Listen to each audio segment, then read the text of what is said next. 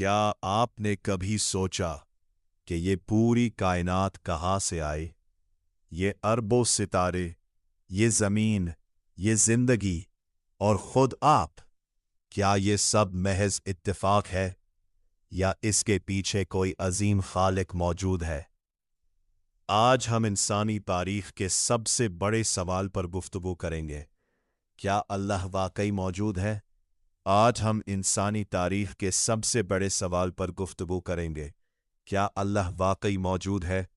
अस्सलामु अलैकुम नाजरीन, आज हमारे साथ मौजूद है अब्दुल बासित साहब, जो खुदा के वजूद के हामी है, और दूसरी तरफ मौजूद है एक मुल्हिद मुफक्किर जो खुदा के वजूद पर सवालात रखते हैं।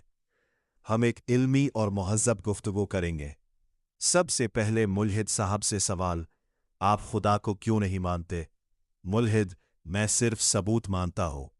खुदा को किसी ने नहीं देखा, साइंस ने खुदा को साबित नहीं किया, इसलिए मेरे नज़दीक खुदा का वजूद साबित शुदा हकीकत नहीं।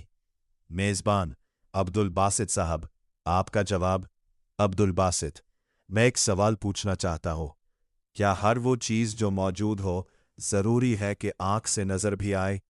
मिसाल के तौर पर अक्ल, मोहब्बत, शऊर, कशिश सकल, हम उन्हें बराह रास्त नहीं देखते, लेकिन इनके असरात देखते हैं।